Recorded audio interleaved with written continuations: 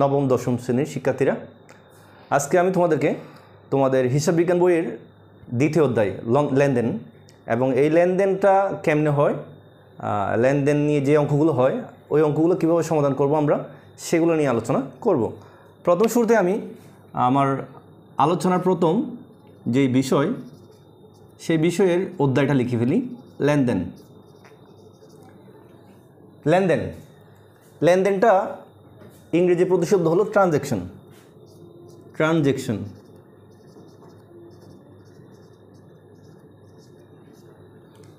তার ট্রানজ্যাকশন জিনিসটা কি সেটা জানার আগে প্রথমত আমাদেরকে এই যে লেনদেনটা হয় কীভাবে হয়, করতে হয়, এটা আমাদেরকে প্রথমত জানতে হবে। এটা জানার জন্য প্রথম আমাদেরকে ঘটনা সম্পর্কে জানতে হবে যে ঘটনাটা কী জিনিস। মূলত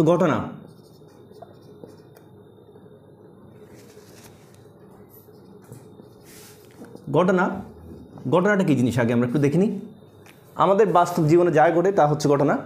যেমন ধরো আমি রিকশায় করে বাজারে গেলাম, বাজারে গিয়ে বাজার থেকে 500 টাকা দিয়ে মাছ কিনলাম, আবার রিকশায় চড়ে বাড়িতে ফিরে আসলাম। তাহলে এগুলো হলো সবগুলো আমার জীবনের একটা ঘটনা।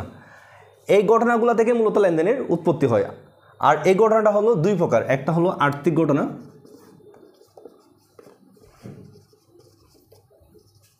আরেকটা ঘটনা হলো অনার্থিক ঘটনা।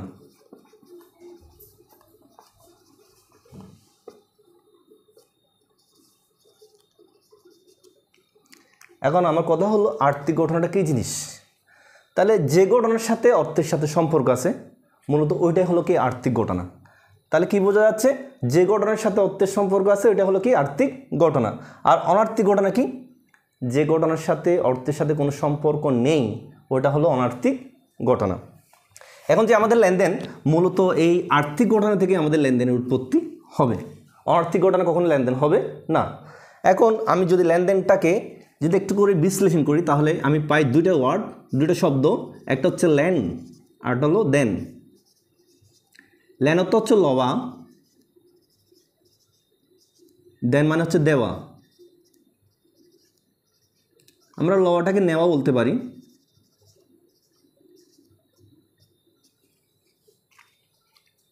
তাহলে এই যে আমাদের পুরা পৃথিবী বা জাগতিক দিকে যদি চিন্তা করি আমরা, প্রত্যেকটা ক্ষেত্রে লেনদেনটা জড়িত। কেউ কিছু নেই আবার এর পরিবর্তে কেউ কিছু দেয়। তো আমাদের যে ঘটনাগুলো আর্থিক ঘটনাগুলো হবে এগুলোর মধ্যে কিছু একটা নেওয়া বা দেওয়া হবে। তাহলে আমি যদি লেনদেনের সংজ্ঞাটা বলি এবার বলতে পারি, যে সকল আর্থিক ঘটনা দ্বারা বা সেবা আদান প্রদান দ্বারা কোনো ব্যবসা প্রতিষ্ঠানের আর্থিক অবস্থার পরিবর্তন স্বাধীন হয় ওই সকল ঘটনা বা ওই সকল আর্থিক ঘটনাকে আমরা লেনদেন বলে আখ্যায়িত করতে পারি। তাহলে লেনদেনটা আমরা বুঝতে পারলাম। এখন আমাদের এই যে আর্থিক ঘটনাটা কেমনে হয়, যেটা অর্থের সাথে সম্পর্ক আছে ওইটাই মূলত আর্থিক ঘটনা হয়। আর এই আর্থিক ঘটনা থেকে সৃষ্টি হচ্ছে কি লেনদেনের। লেনদেন কাকে বলে? লেনদেন বলতে মূলত ওই সকল আর্থিক ঘটনাকে বলবে যেগুলা নেওয়া বা দেওয়ার মধ্যে দিয়ে কোনো একটা ব্যবসা প্রতিষ্ঠানের বা কোনো একটা আর্থিক প্রতিষ্ঠানের আর্থিক অবস্থার কী হবে, পরিবর্তন সাধন হবে। তাহলে এখন আমরা যে লেনদেন, এই লেনদেনটা কেমনে চিনব? আমরা যে কোনো আর্থিক ঘটনা বলতে চিনি অর্থের কি হয়, আদান প্রদান হয়। আর এই যে লেনদেন হইতে হলে যে কোনো আর্থিক ঘটনার 3টা বৈশিষ্ট্য থাকবে। কয়টা বৈশিষ্ট্য? 3টা লেনদেনের বৈশিষ্ট্য বলতে পারি আমরা এগুলোকে। লেনদেনের বৈশিষ্ট্য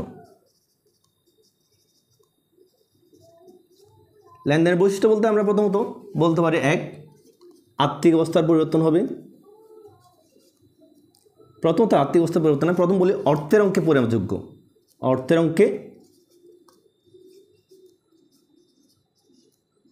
পরিমাপযোগ্য।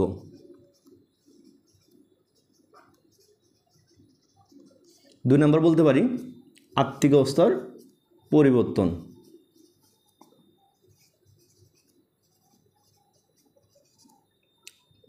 অবস্থার পরিবর্তন।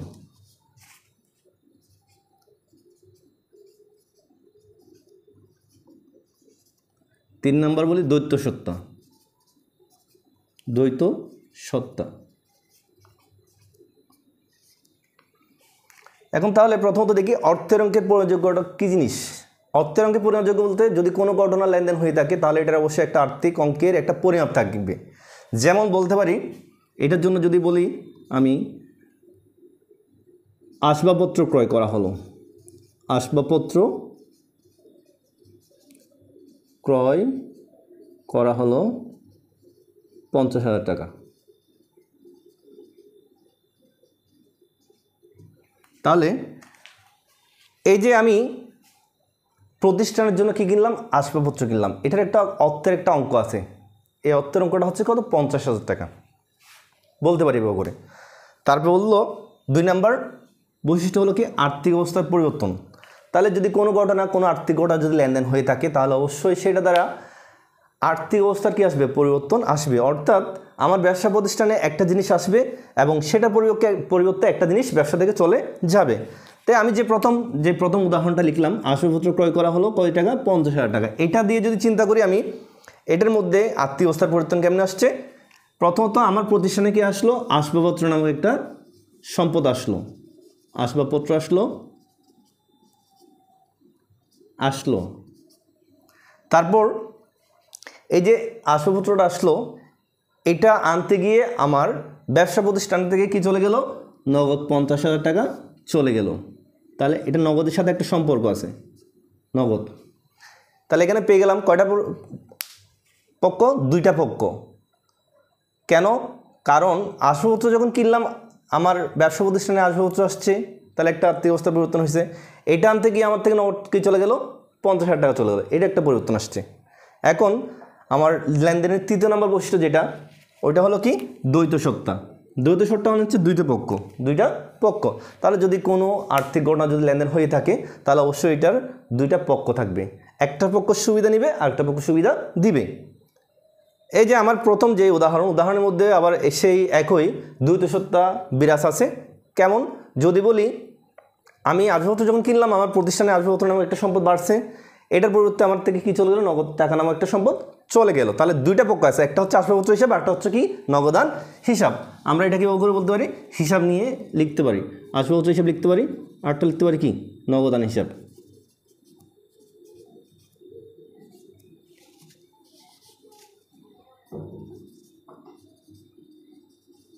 তার 2টা হিসাব পেলাম।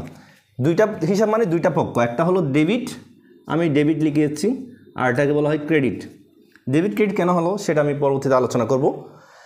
তাহলে এটা থেকে বোঝা যায় যে যদি কোনো ঘটনা লেনদেন হতে হয়, তাহলে অবশ্যই এই লেনদেনটার জন্য 3টা বৈশিষ্ট্য বিদ্যমান থাকতে হবে। ওই ঘটনাটার মধ্যে 3টা বৈশিষ্ট্য বিদ্যমান থাকতে হবে। একটা প্রথম বৈশিষ্ট্য হলো অর্থের অঙ্কে পরিণতযোগ্য হতে হবে।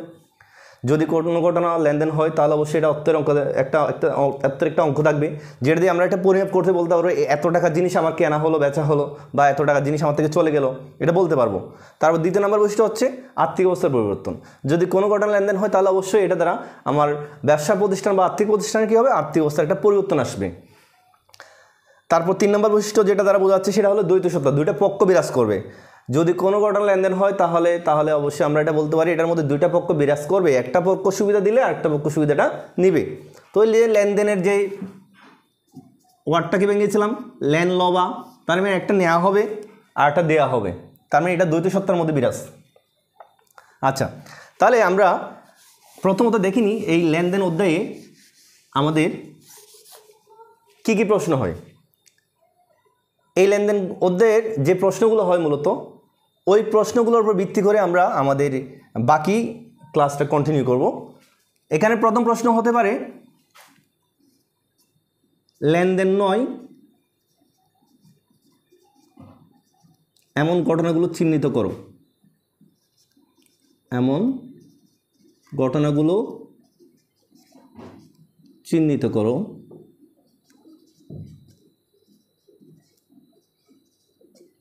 2 নম্বর প্রশ্ন হতে পারে, লেনদেনগুলোকে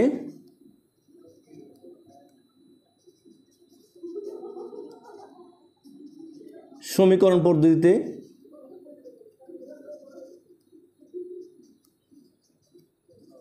কারণসহ ব্যাখ্যা করো, কারণসহ ব্যাখ্যা করো। 3 নম্বর প্রশ্ন হয় মূলত লেনদেনের উপর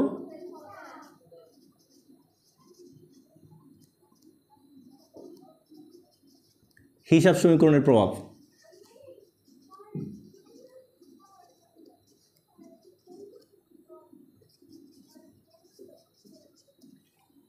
এই তিনটা প্রশ্ন মূলত আমাদের এই অধ্যায় থেকে হয়ে থাকে। লেনদেন নয় এমন ঘটনাগুলো চিহ্নিত করুন। তাহলে এটা আমরা প্রথম ওই ঘটনা থেকে পেয়ে গেছি, আর্থিক ঘটনা আর অনার্থিক ঘটনা। যে ঘটনাগুলোর সাথে অর্থের সাথে সম্পর্ক নয়, অনার্থিক ঘটনা, সেগুলো কি নয়, লেনদেন নয়। অথবা আমি অন্যভাবে বলতে পারি, যে ঘটনাগুলোর মধ্যে এই লেনদেন তিনটা বৈশিষ্ট্যের বিদ্যমান নাই, এই তিনটা বৈশিষ্ট্য আমরা যখন ঘটনার মধ্যে খুঁজে পাবো না, তখন এটা কি হবে না, লেনদেন হবে না। তাহলে এমন লেনদেন নয় এমন কিছু ঘটনা আমি লিখি দিই এখানে।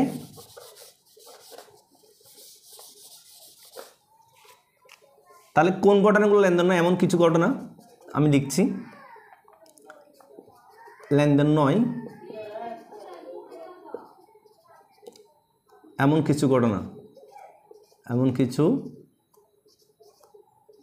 ঘটনা। প্রথমত বলতে পারি,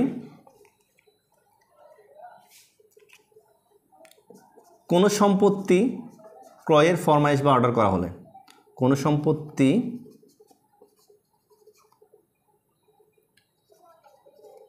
ক্রয়ের ফরমাইশ বা অর্ডার করা হলে,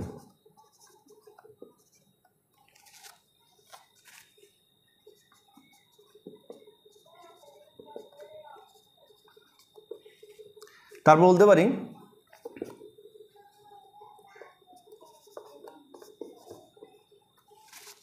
ব্যবসায়ের জন্য ম্যানেজার নিয়োগ দিলে, ব্যবসায়ের জন্য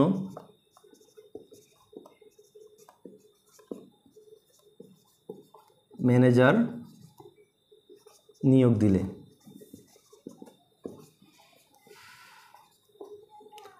তারপর বলতে পারি ব্যবসা প্রতিষ্ঠান থেকে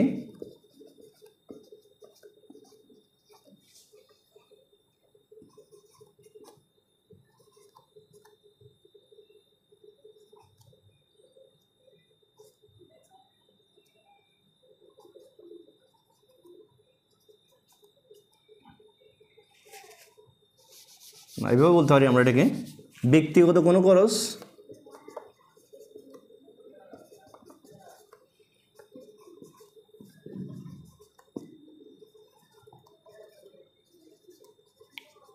সম্পাদন করলে। তারপর বলতে পারি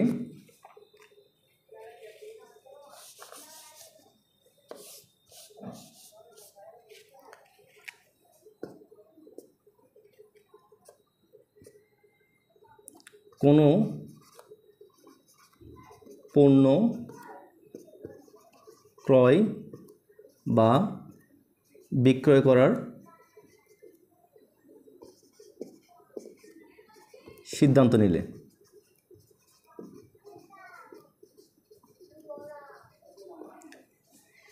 এই ধরনের ঘটনাকে মূলত আমরা লেনদেন বলবো না, কারণ প্রথম যেটা লিখেছি, কোনো সম্পত্তি ক্রয়ের ফরমাইশ বা অর্ডার করা হলে, তাহলে ফরমাইশ বা অর্ডার জিনিসটা যখন আমরা করি, তখন মূলত যাদের কাছ থেকে আমরা অর্ডারটা করি তাদেরকে কোনো আর্থিক লেনাদেনা করি না, আমরা এদেরকে অর্থটা দিই না।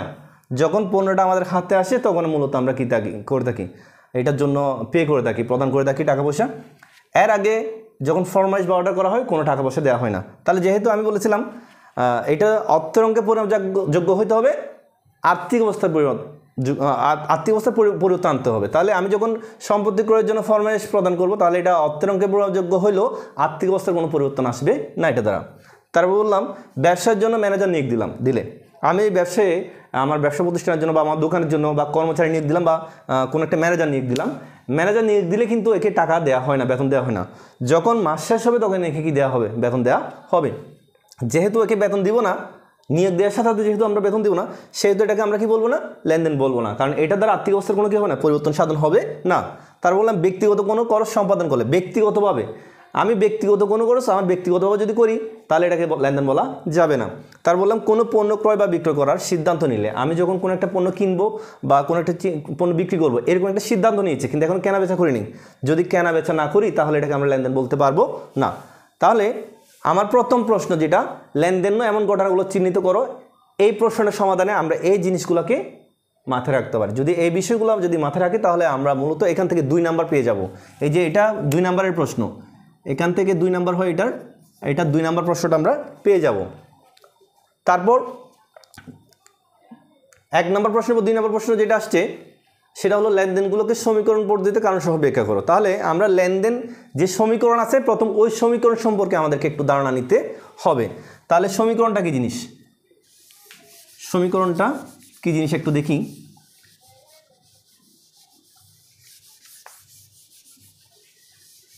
সমীকরণ বলতে মূলত হিসাব সমীকরণকে বোঝানো হচ্ছে। এটা হলো হিসাব সমীকরণ।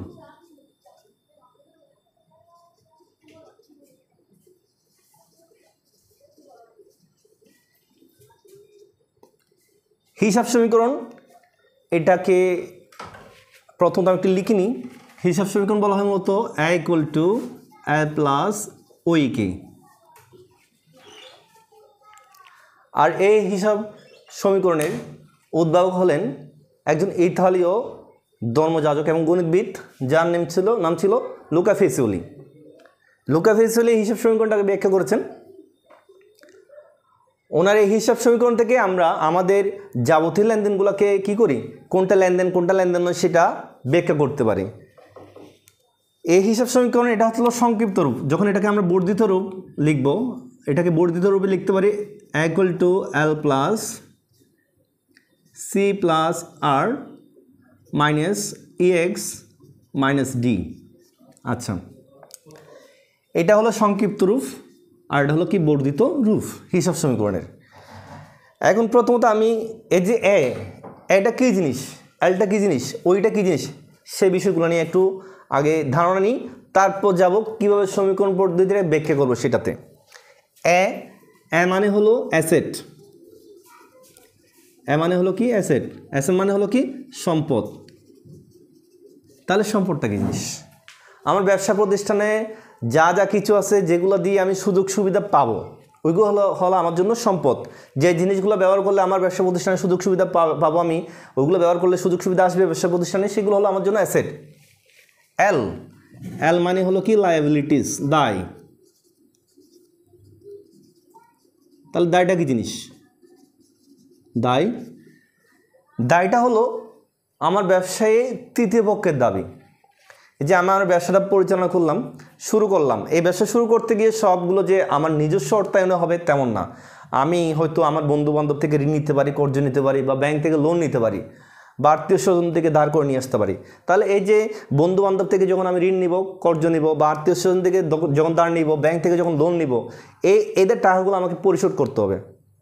তো যেই টাকাগুলো আমাকে পরিশোধ করতে হবে ওইটা হলো আমার জন্য লায়াবিলিটিস, ওটা হলো আমার জন্য দায়। 3 নাম্বার যেটা রইল সেটা হলো ওই মানে হচ্ছে অনার ইকুইটি। অনার ইকুইটি এটার মানে হলো মালিকানা সত্ত্ব। তাহলে মালিকানা সত্ত্বটা কি জিনিস, মালিকানা সত্ত্ব হলো মূলত এই যে আমি ব্যক্তিগতভাবে যেই সম্পদগুলা বা যে বিষয়গুলো নিয়ে আমি নিজের ব্যবসা শুরু করবো সেগুলো হলো আমার মালিকানা সত্ত্ব। আমি অন্যভাবে বলতে পারি, আমার সকল সম্পদ থেকে যদি দায়ের পরিমাণটা বাদ দিই তাহলে কি পাই, মালিকানা সত্ত্বটা পাই। সকল সম্পদ, আমার ব্যবসা প্রতিষ্ঠানের যাবতীয় যে সম্পদগুলো আছে ওই সম্পদগুলো থেকে যদি আমি তৃতীয় পক্ষের দাবি, যে আমার কাছে দাবি করে, যে আমার পাওনাদার, ওর দাবিটা যদি আমি পরিশোধ করে দিই, এটা পরিশোধ করে দেওয়ার পর যে অবশিষ্ট অংশটা আমার থেকে যাবে প্রতিষ্ঠানে, সেটা হলো আমার জন্য অনার্স ইকুইটি। তাহলে সুপ্রিয় শিক্ষার্থীরা, আমরা এভাবে করে বুঝতে পারবো হিসাব সমীকরণ থেকে। হিসাব সমীকরণ একটা অবস্থা হলো এই যে হিসাব সমীকরণ এখানে শুরু হলো লেনদেনের অধ্যায়ে, এটা আমাদের চলমান থাকবে এবং এটা মূলত আমাদের যখন আর্থিক অবস্থা আর বিবরণী শুরু হবে, আমাদের আর্থিক বিবরণী যেটাকে বলি আমরা, আমাদের হিসাব বিজ্ঞানের শেষে যে অধ্যায়টা, ওইখানে এটার ফলটা সম্পূর্ণরূপে প্রকাশিত পাবে। যেমন ওইখানে আমার প্রতিষ্ঠানে যে আর্থিক বিবরণীটা তৈরি করবো, এখানে আমার সকল সম্পত্তি যে অংশটা হবে, অ্যাসেটটা যা হবে, ওইটাতে দায় এবং মালিকানা সত্ত্বের পরিমাণটা ঠিক সমানটাই আসবে। আর এটাতে আমার প্রত্যেকটা লেনদেন, যে লেনদেনগুলো ঘটবে আমার প্রতিষ্ঠানে, ওই প্রত্যেকটা লেনদেন দিয়ে আমার এই হিসাব সমীকরণটা কী হবে, প্রভাবিত হবে। আচ্ছা, তো আমি এই যে হিসাব সমীকরণের প্রথম রূপটা দেখলাম এবং এর বর্ধিত রূপ যেটা আছে ওইটার মধ্যে কিছু নতুন জিনিস পেলাম। এটা তো এখানে পেলাম, প্রথমে পেলাম, লাইবিলিটিসও পেলাম, তারপর এদিকে আসছে আমি যে ওইটা এখানে নাই। তাহলে এই যে ওইটা ছিল মালিকানা সত্ত্ব যেটা ছিল ওইটাকে একটু বিশ্লেষণ করে ভাঙা হলো। কেমনে হলো দেখো একটু করে ক্লিয়ারলি দেখা যাবে এটা। তাহলে ওইটাকে যদি আমি বিশ্লেষণ করি ওই সমান আমি কি পাই, ওই মানে মালিকানা সত্ত্ব, এটা মানে হচ্ছে সি প্লাস আর মাইনাস ইএক্স মাইনাস ডি। তাহলে সি মানে হলো ক্যাপিটাল, সি মানে কি হলো ক্যাপিটাল, লিখতে পারি আমি এখানে লিখি সি ইকুয়াল টু হলো ক্যাপিটাল। ক্যাপিটাল মানে হলো কি মূলধন, যেটা আমি নিজস্ব ব্যক্তিগতভাবে ব্যবসায় কী করে বিনিয়োগ করি, সেটা হলো আমার ক্যাপিটাল বা সেটা হচ্ছে আমার মূলধন। এটার সাথে কি লিখলাম আর, আর মানে হলো রেভিনিউ। রেভিনিউ মানে কি হলো আয়। আয় কি জিনিস, এই যে আমি ব্যবসাটা শুরু করলাম, আমি ব্যবসায় থেকে কি করতে পারি পণ্য বেচতে পারি। যখন পণ্য বেচবো তাহলে পণ্য বেচার মধ্যে আমার কাছে একটা টাকা আসতে পারে, একটা আয় হইতে পারে, বা আমি আমার এই ব্যবসা থেকে কমিশন পেতে পারি, বার্তা পেতে পারি, যেগুলো বা আমার একটা প্রতিষ্ঠান আছে ওই প্রতিষ্ঠানের জন্য আমি একটা ফ্ল্যাট নিলাম, ফ্ল্যাটের মধ্যে মনে করো আমার ফ্ল্যাটের মধ্যে 5টা রুম আছে, 5টা রুমের মধ্যে করো আমার 3টা রুম দিয়ে আমার প্রতিষ্ঠানটা চালাতে পারতেছি আমি, বাকি অবশ্যই 2টা রুম রয়ে গেল, ওই রুমগুলো আমি অন্য কাউকে ভাড়া দিতে পারি, ওইখান থেকে আমার একটা আয় আসতে পারে, ওইটাকে আমরা উপভাড়া বলে থাকি। তাহলে ওই ধরনের আয় হলে সেগুলা আমার ক্যাপিটালের সাথে কী হবে যুক্ত হবে। তারপর ইএক্স, ইএক্স মানে হলো এক্সপেন্সেস, ইএক্স মানে কি এক্সপেন্সেস, এটা মানে হলো ব্যয়, যাবতীয় ব্যয় আমাকে মাইনাস করতে হবে, এটা হলো ব্যয়। তার ডি, ডি মানে হলো কি, তাহলে ব্যয়টা কি জিনিস, যেটার মাধ্যমে আমার থেকে নগদ টাকা চলে যাবে, এক কথায় আমার থেকে টাকা দিয়ে দিতে হবে আমাকে, ওইটা হলো আমার জন্য ব্যয়। আমি কিছু একটা খরচ করতে গেলে বেতন দিলাম, কর্মচারীকে বেতন দিলাম, দোকানের ভাড়া দিলাম বা অফিসের ভাড়া দিলাম, বা বিদ্যুৎ বিল দিলাম, বিজ্ঞাপনের জন্য খরচ করলাম, এগুলো সবগুলো আমার জন্য এক্সপেন্সেস, এগুলো সবগুলো আমার জন্য ব্যয়। কেন এগুলো করতে গেলে, এই যে খরচগুলো করতে গেলে আমার থেকে টাকা চলে যাবে, তাহলে এক কথায় চলে যাওয়া মানে হচ্ছে ব্যয়। আর আসা মানে হলো কি আয়। তারপর হচ্ছে ডি নাম হচ্ছে ড্রয়িংস, ডি দিয়ে হলো কি ড্রয়িংস, ড্রয়িংস মানে হচ্ছে কি উত্তোলন।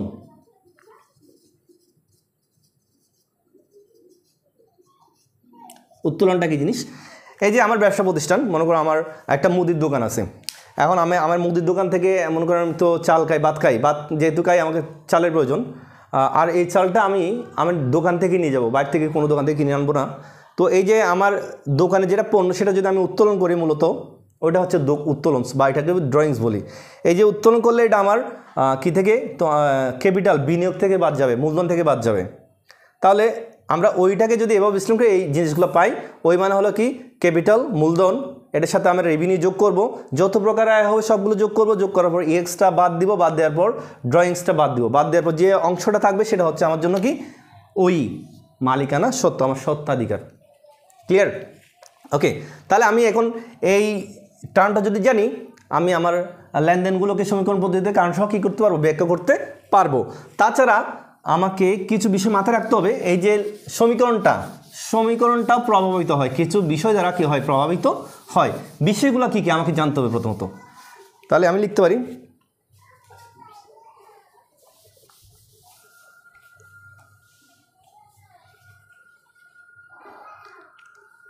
লিখি হিসাব সমীকরণ প্রভাবিত হয় এমন কিছু উপাদান।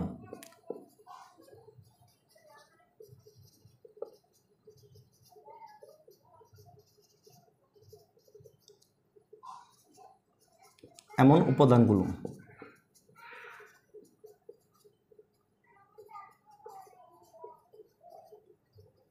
প্রথম হলো 1 নম্বর হলো বিনিয়োগ, 2 নম্বর হলো আয়, 3 নম্বর হলো ব্যয়, 4 নম্বর হলো উত্তোলন।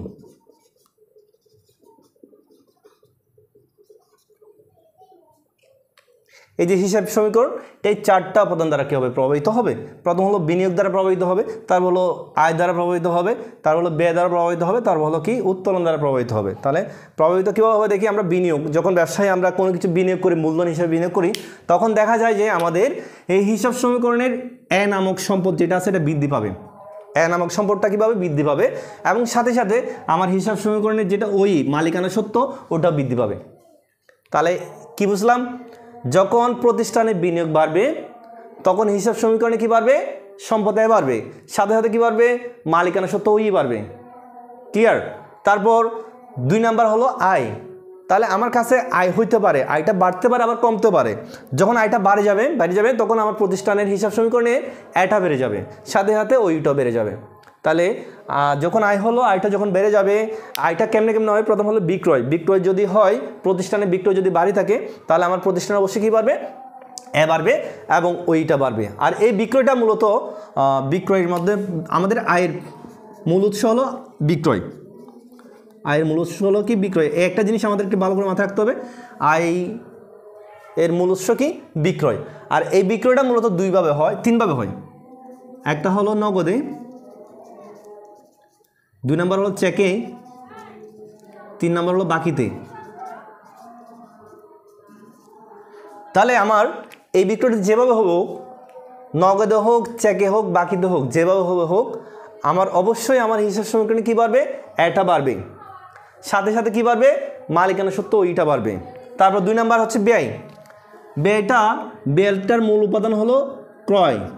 আরও অনেকগুলো উপাদান আছে, যেমন বেতন আছে, মজুরি আছে, ভাড়া আছে, আরও অনেক কিছু হতে পারে, কিন্তু আমি ক্রয়টাকে একটু জোর দিচ্ছি, কারণ এই ক্রয়টা আবার 3ভাবে হয়, নগদে হয়, চেকে হয়, তারপর কি হয়, বাকিতে হয়। তাহলে ক্রয়টা যেভাবে হোক আমাকে মাথায় রাখতে হবে, যখন নগদে বা চেকে হবে, এই 2টা জিনিস প্রথম মাথায় রাখতে হবে। যখন নগদে বা চেকে হবে ক্রয়টা, তখন আমার অবশ্যই এটা কমে যাবে, ওইটা কমে যাবে। ঠিক আছে? তাহলে আমার ক্রয়টা যেভাবে হোক, নগদে হোক, চেকে হোক, বাকিতে হোক, যেভাবে হোক, ওইটা কমবে, মালিকানা সত্ত্ব বা মূলধনটা কমবে। আমার কেন কমবে, ক্রয়ের কারণে কমবে।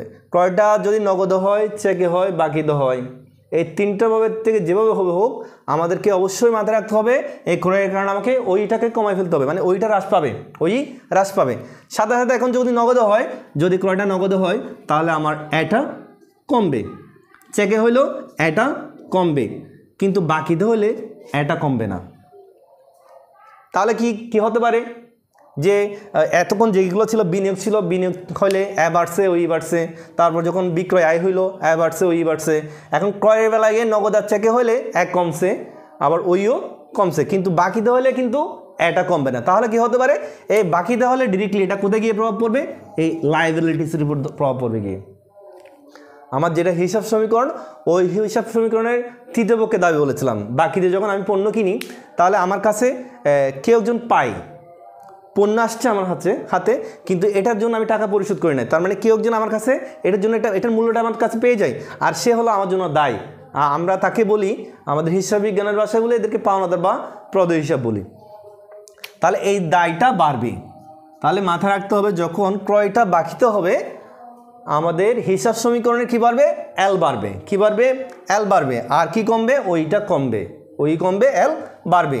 তারপর 4 নাম্বার যেটা উপাদান, সেটা হলো কি উত্তোলন। উত্তোলনটা একই রকম, উত্তোলন যখন বাড়ে, উত্তোলনটা বাড়লে মূলত হিসাব সমীকরণের সম্পদ আয়টা কমবে এবং ওইটা কমবে, এতটুকু। তাহলে আমরা ক্লিয়ারলি বুঝতে পারলাম যে আমাদের লেনদেনগুলো সমীকরণ পদ্ধতি যখন কারণসহ ব্যাখ্যা করতে যাব, তখন আমরা এই বিষয়টাকে স্টেপ বাই স্টেপ লিখব। মানে এটা কীভাবে হলো, দেখো লেনদেনটা দিয়ে আমার কি বিনিয়োগ হলো কিনা দেখব।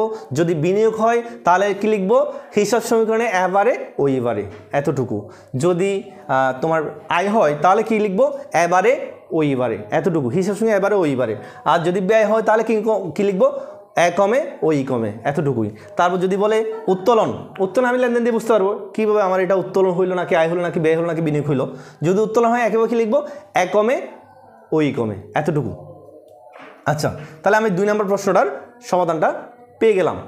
তাহলে এই যে এখন বাকি একটা প্রশ্ন রয়ে গেল আমাদের, লেনদেনের উপর হিসাব সমীকরণের প্রভাব।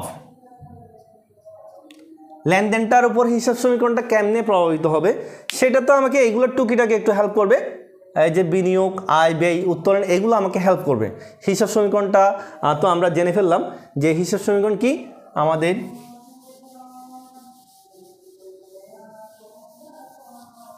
হিসাব সমীকরণটা হলো, হিসাব সমীকরণটা কি, A = L + OE। এই হিসাব সমীকরণটা প্রত্যেকটা লেনদেন দ্বারা কি হবে, প্রভাবিত হবে। যদি এটা লেনদেন হয় অবশ্যই প্রভাবিত হবে। তাহলে আমরা সমীকরণ পদ্ধতিতে চিন্তা করব, এইটা দ্বারা এটা চারটা উপাদান আছে কিনা, ওই চারটা উপাদান যদি হয় প্রভাবিত করে তাহলে লেনদেন হবে।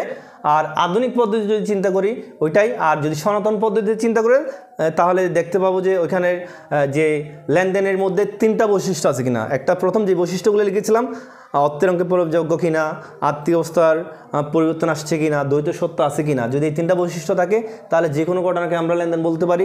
আর যদি বলি আধুনিক পদ্ধতিতে লেনদেন কিনা, তাহলে বলতে পারি এই যে লেনদেনের যে উপাদান, যেই আমাদের হিসাব সমীকরণ, এই হিসাব সমীকরণ উপাদানগুলো প্রভাবিত হইল কিনা। আর এটা মাথায় রাখতে হবে, হিসাব সমীকরণ উপাদানগুলো মূলত হয়তো যে কোনো একটা বাড়তে পারে বা কমতে পারে। আমি মনে করি এটা যদি বাড়ে আবার এটা কমতে পারে, আবার হয়তো এখানে দুইটা, একটা বাম দিক আরটা কি দিক, ডান দিক। বাম দিক আরটা হলো ডান দিক। প্রত্যেকটা লেনদেন দ্বারা যে কোনো দিকের কি আসতে পারে, পরিবর্তন। যদি বাম দিকে বাড়ে তাহলে ডান দিকে বাড়বে, মাথায় রাখতে হবে। আমার লেনদেন যদি ঘটনা হয় তাহলে সেটা দ্বারা যদি বাম দিকে বাড়ে ডান দিকেও বাড়ে যাবে, বাম দিকে কমলে ডান দিকে কমে যাবে, বাম দিকে কমলে ডান দিকে কমে যাবে। তারপর আবার অনেক সময় দেখা যায় কিছু লেনদেন আছে যেগুলো দ্বারা বাম দিকে বাড়লো আবার বাম দিকে কমলো, এরকম কিছু লেনদেন আছে। যেমন আসবাবপত্র ক্রয়, আমি যখন আসবাবপত্র ক্রয় করব, এই লেনদেন দ্বারা 10,000 টাকা, এই লেনদেন দ্বারা আমি হিসাব সমীকরণের বাম দিকে উপাদানগুলো কেমনে পরিবর্তিত হয় শুধু সেটা দেখব, প্রভাবিত হয়। যে আসবাবপত্র কিনলাম তাহলে আসবাবপত্র হচ্ছে আমার জন্য সম্পদ, এটাকে আমরা আসবাবপত্র বলি, এটা আমাদের জন্য অ্যাসেট, সম্পদ। আর এটা কিনতে গিয়ে আমাদের কি চলে গেল, নগদ টাকা চলে গেল, তাহলে নগদান বা নগদটা আমার জন্য সম্পদ, অ্যাসেট। তাহলে আমি যখন আসবাবপত্রটা কিনবো তখন দেখা যাচ্ছে যে আমার হিসাব সমীকরণের অ্যাসেটটা বাড়লো, আসবাবপত্র এটা বাড়লো আর নগদ নামক সম্পদটা কমলো। আসবাবপত্র নামক সম্পদ বাড়লো এবং নগদ নামক সম্পদ কমলো। তাহলে এই যে পেয়ে গেলাম শুধু বাম দিকে প্রভাব, এই যে লেনদেন দ্বারা শুধু বাম দিকের প্রভাব। আর বাম আর ডান দিকে চিন্তা করলে যদি বলি পণ্য বিক্রয়, তাহলে যখন পণ্য বিক্রয় হলো, মনে করো 10,000 টাকা বিক্রি করলাম পণ্যটা, তাহলে কি পেলাম, পণ্য যখন বিক্রি করছি আমার প্রতিষ্ঠানে কি আসলো, নগদ টাকা আসলো। আর এই নগদ টাকাটা কেমনে আসলো, বিক্রয়ের মাধ্যমে আসলো। কিসের মাধ্যমে আসলো, বিক্রয়ের মাধ্যমে। তাহলে নগদ আমার জন্য হচ্ছে অ্যাসেট আর বিক্রয় হচ্ছে আমার জন্য রেভিনিউ, আয়। তাহলে কি বললাম, তাহলে এটা কিন্তু এটার মধ্যে দুইটা অ্যাসেট নাই, বা ডান দিকে যেটা আমাদের উপাদান আছে LOE সেগুলোও নাই। আরটা পেলাম, আরটাও এর মধ্যে প্রভাবিত হবে। আর অ্যাসেট যেহেতু কোন দিকে আছে, বাম দিকে আছে, তাহলে এই বিক্রয়ের মধ্যে দিয়ে আমার অ্যাসেটটা বাড়বে। আর বিক্রয় যেহেতু হলো সেটার জন্য ওইটা বাড়বে। যদি বলি পণ্য ক্রয় 5,000 টাকা, এই পণ্য ক্রয় দিয়ে আমার কি হবে, হিসাব সমীকরণে কি হবে, পণ্য ক্রয় করলাম, কেমনে করলাম, প্রথম নগদে করলাম, এটা আমাকে দেখতে হলো এখানে কীভাবে করলাম, নগদে করলাম 5,000 টাকা। তাহলে এটার জন্য আমার কি চলে গেল, নগদ থেকে 5,000 টাকা চলে গেল, কিসের মাধ্যমে চলে গেল, ক্রয়ের মাধ্যমে। তাহলে ক্রয় নামক একটা হিসাব পাবো আমরা, নগদ নামক একটা হিসাব পাবো। এটা হচ্ছে আমার জন্য ব্যয়, এক্সপেন্স বলি এটাকে। আর নগদ হচ্ছে আমার জন্য অ্যাসেট, সম্পদ। তাহলে নগদ কমবে আর মালিকানা সত্ত্ব কমবে। এখন দেখা যাচ্ছে যদি এই ক্রয়টা বাকিতে হয়, বললাম ডান দিকে শুধু ডান দিকের পরিবর্তন, শুধুমাত্র ডান দিকের পরিবর্তন, এইগুলো দ্বারা দুই দিকে পরিবর্তন, আসবাবপত্র ক্রয় দ্বারা একদিকে পরিবর্তন আসছে। এখন বাকিতে পণ্য ক্রয় করা হলে এটা দ্বারাও ডান দিকে শুধুমাত্র কি হবে, পরিবর্তন আসবে, বাকিতে পণ্য ক্রয়। যখন বাকিতে পণ্য ক্রয় করবো আমরা মনে করি 5,000 টাকা পণ্য ক্রয় করলাম, তাহলে ক্রয় করলে আমার কি আসছে, তাহলে ক্রয় নামক একটা খরচ বাড়ছে আমার, ক্রয়টা হচ্ছে আমার জন্য খরচ এক্সপেন্স। আর এটা যখন খরচ করলাম এটা তো আমি ক্যাশ টাকা দিই নাই, চেকও দিই নাই, যেহেতু ক্যাশ দিই নাই আর চেক দিই নাই, এখান থেকে আমার কৃষি সৃষ্টি হলো, পাওনাদারের সৃষ্টি হলো, কৃষি সৃষ্টি হলো পাওনাদারের, এই পাওনাদার নামক একটা অবদান আমার সৃষ্টি হলো এখানে। এটা হচ্ছে আমার জন্য এল, লাইবিলিটিস, দায়। তো বললাম শুধু এটা ডান দিকের পরিবর্তন, এদিকে ডান দিকে একটা জিনিস বাড়ছে, একটা জিনিস কমছে, তাহলে এই এক্সপেন্স দ্বারা আমাদের ওইটা কমে যাবে আর পাওনাদারের জন্য লাইবিলিটিসটা বেড়ে যাবে। তাহলে এটা হচ্ছে উপাদানের কি পরিবর্তন। ওকে, আজকের মতো এতটুকু। যদি আমার ক্লাসটা তোমাদের ভালো লাগে থাকে তাহলে এটা তোমাদের বন্ধুবান্ধবদের সাথে শেয়ার করবা এবং লাইক কমেন্ট করবা এবং পরবর্তীতে আমাদের চ্যানেলটাতে সাবস্ক্রাইব করবা এবং বাকি যে অংশটুকু আছে সেগুলো পরবর্তী ক্লাসে তোমাদের সাথে আলোচনা করব। এই বলেই তোমাদের থেকে বিদায় নিলাম। ধন্যবাদ সবাইকে, ভালো থেকো।